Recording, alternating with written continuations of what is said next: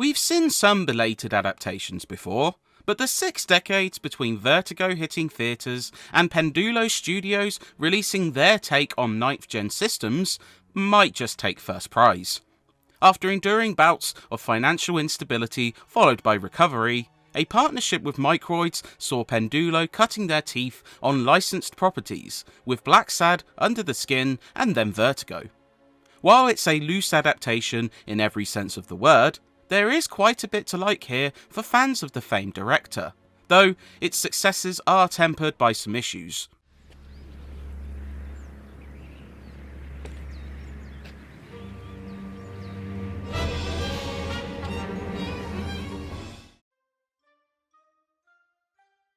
Aside from showcasing a protagonist suffering a fear of heights and a quick cameo by Alfred Hitchcock, Vertigo's plot strays quite far from its source material.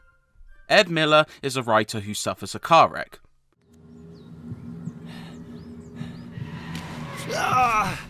It proves a traumatic event, especially when Miller claims his wife and daughter were in the car with him, and the shock leaves him stuck at home and unstable. Called in to try and help is Julia Lomas, a psychiatrist who uses special techniques to attempt to aid Miller. But as we discover, things are not all that they seem, and the truth tells a very different story. It's a dark, complex tale which handles a variety of taboos, meaning some may find it uncomfortable at points. Adam.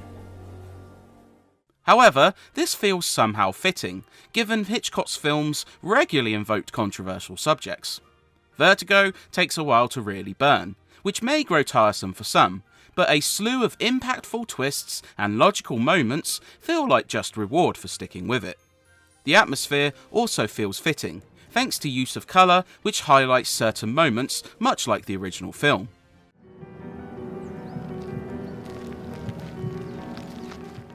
Camera angles highlight key moments, such as the sensation of vertigo, and the unsettling modern setting that, at the same time, feels uncannily rustic. It adds up to a fun experience, especially for Hitchcock aficionados.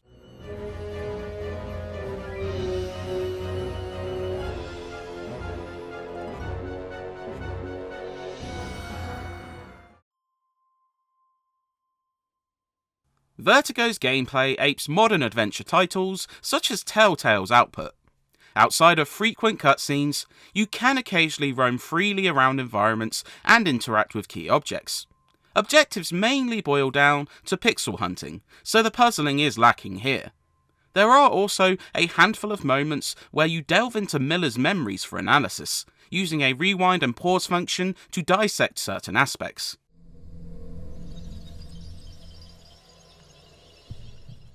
But again, these are pretty basic. There are plenty of dialogue options and choices to make, but disappointingly, they don't change the course of the narrative much at all, aside from one key plot thread. Oh, it was the least I could do. Didn't want you to freeze to death. The game lasts between 6 and 8 hours, which is a little brief, and some differing scenarios from choices may have helped that. Those wanting more involved adventuring, like Pendulo's Runaway games, may find it disappointing, but the narrative is strong enough to keep more patient players invested. The presentation proves the most mixed quality of Vertigo.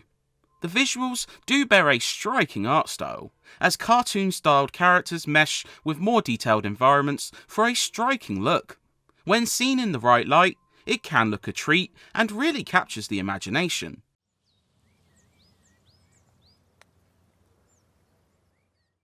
Sadly, there are quite a few technical woes which dog the game.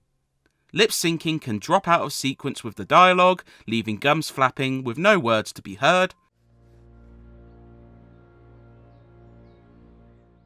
Stilted animations draw you out of the experience. Bugs with lighting and blur respectively see the game looking either far too bright or like the screen's been smeared in Vaseline. Sharp performance drops are also noticeable when the game attempts 60 frames per second.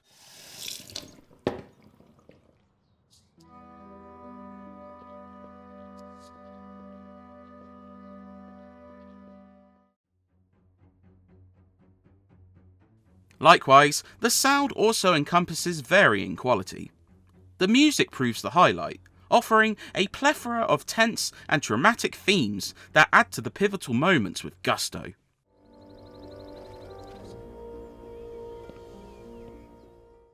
Sound effects are mostly competent too, but the voice work is where things get tricky.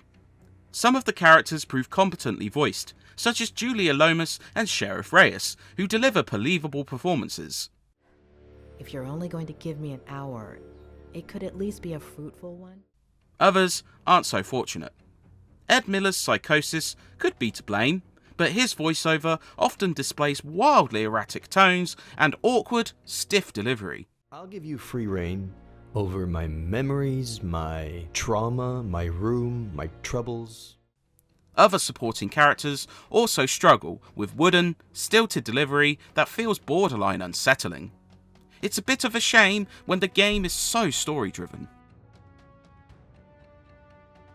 So, does Alfred Hitchcock Vertigo deliver on offering a belated tale worthy of such an iconic director's filmography? The answer proves as complicated as the man's legacy. This story-driven adventure game certainly delivers moments which feel in canon to Hitchcock's other films, and the strong tale could prove compelling for fans of his work. On its own terms, the adventuring is solid, if a bit lacking in interactivity, but it's also let down by technical woes, inconsistent presentation values, and some questionable design choices. However, those wanting another adventure in the vein of Telltale or Life is Strange might still enjoy this a fair amount.